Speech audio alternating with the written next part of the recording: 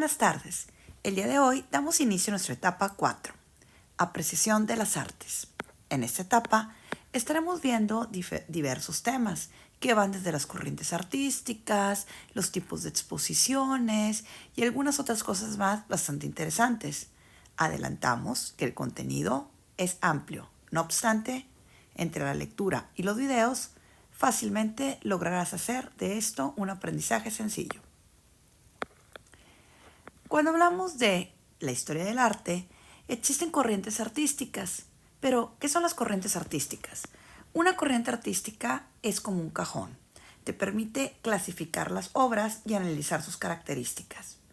De acuerdo a ello, tú vas acomodando en cajones o separando en categorías o en corrientes. Entonces, ¿cómo lo podríamos definir de manera más académica? La corriente artística es la tendencia estética, recordándonos que la estética tiene que ver con el sentido del gusto y con algunas otras cuestiones que vimos en la etapa 1, seguida por un grupo de artistas que coinciden en el mismo momento histórico.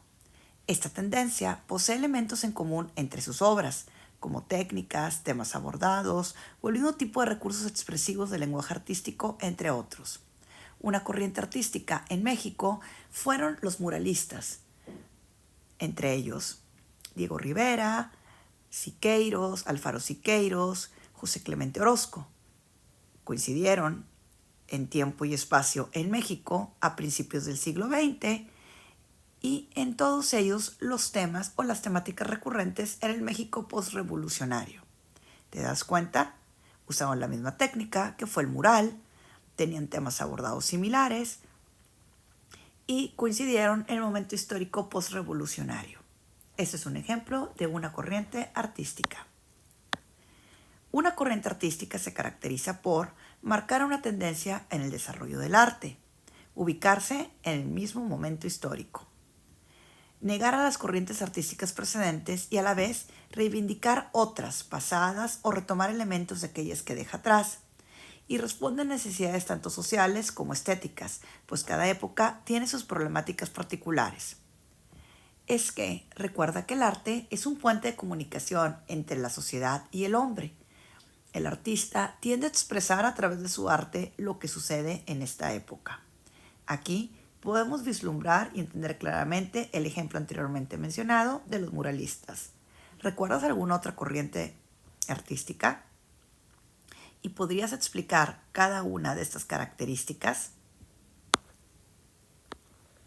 Ahora, las corrientes artísticas agrupan artistas afines, ya sea ideológicamente, en sentido estético, según propósitos y formación personal. Tienen un uso común en algunas técnicas artísticas. Y en el ámbito del arte, las técnicas artísticas incluyen procedimientos, reglas, normas, acciones, protocolos para utilizar los materiales, herramientas, instrumentos y elementos de la composición artística.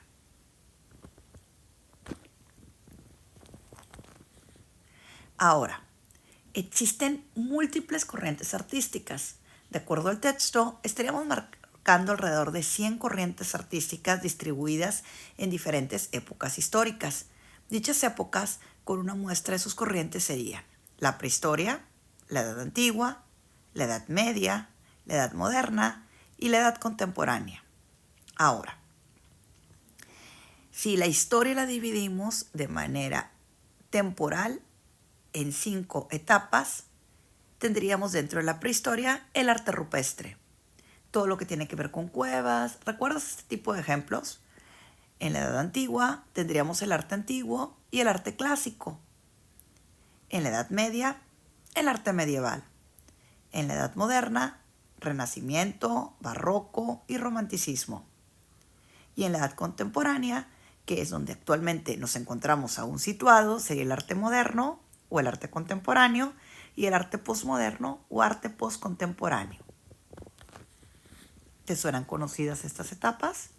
Bueno, empecemos con una, la Edad Moderna. En la Edad Moderna nos encontramos con el Renacimiento. Surge en Florencia y se extiende por toda Europa occidental durante los siglos XV y XVI. Aunque sus principales exponentes se hallan en el campo de las artes, el Renacimiento también produjo una renovación en las ciencias tanto naturales como humanas. Cabe recordar que el Renacimiento surge detrás de la Edad Media. En la Edad Media, como aprendimos en algunos cursos de historia, fue la época del mayor oscurantismo en la historia. El Renacimiento, contrario a la Edad Media, donde todo se centraba en la religión, en el Renacimiento sus características son el antropocentrismo. ¿Se centran en quién? En el hombre. Y la razón como motor del conocimiento. Como te das cuenta, es un cambio radical a la Edad Media. Aquí el ser humano se convierte en el centro del mundo. Canta y ama a la naturaleza, a la política y a la filosofía. En el arte, el Renacimiento tuvo diferentes características según el tiempo o el periodo histórico del que hablamos. El 480, entre 1400 y 1500. Surge en Florencia. Es donde se empieza a valorar la antigüedad y el arte clásico grecorromano. Cuando hablamos de antigüedad, estamos hablando de los antiguos griegos. Aquí, la representación del cuerpo humano se aborda desde la perspectiva y la proporción. Es el antropocentrismo, el hombre en el centro, y surge el humanismo. Y nace el arte tal como lo conocemos hoy. Surgen las figuras de artistas y el mecenas. El mecenas es a quien financiaba a un artista para que el artista solamente se preocupara por su creación. Nos encontramos con el Cinquecento en 1530 a 1600. Tiene su epicentro en Roma. Los papas se convierten en grandes mecenas. Es la época donde vemos las grandes obras como nos encontramos en el Vaticano. Es el momento de mayor esplendor del Renacimiento. Se desarrolla el antropocentrismo humanista. Es donde surgen los artistas que más reconocemos del Renacimiento, como Leonardo da Vinci, Donato Bramante, Rafael Sanzio y Miguel Ángel.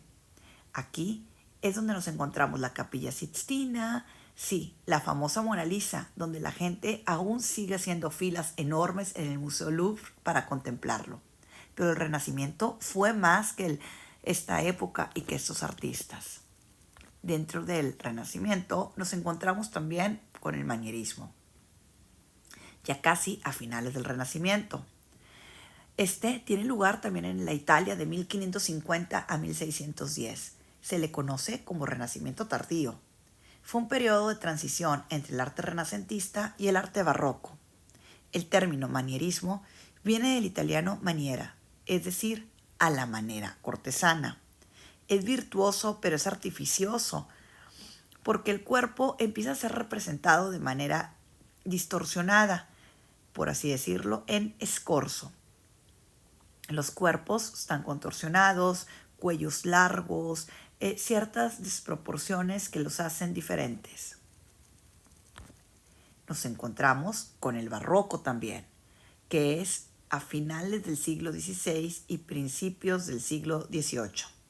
El término barroco proviene del vocablo portugués barroco, cuyo femenino denominaba a las perlas que tenían formas irregulares. Aunque se extiende en Europa y América colonizada, en cada lugar es diferente. En general, se caracteriza por el recargamiento ornamental, es decir, por la acumulación de los elementos en el arte. Esta corriente artística fue muy aplicada en templos, en las catedrales y en atrios. Coincide con el periodo histórico de la Contrarreforma. Asimismo, nos vamos a encontrar con el Rococó, que surge en Francia entre los años de 1730 y 1760. Se va a caracterizar por los colores luminosos, suaves y claros.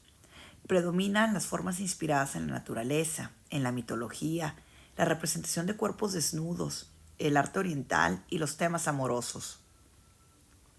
Es un arte mundano. Aquí no hay influencias religiosas de ningún tipo. Los cuadros que se pintan forman escenas de la vida cotidiana, desayunos en jardines, relaciones humanas, entre otras. Hay un reflejo de lo agradable, de lo refinado, sí, pero con un toque de exótico y sensual.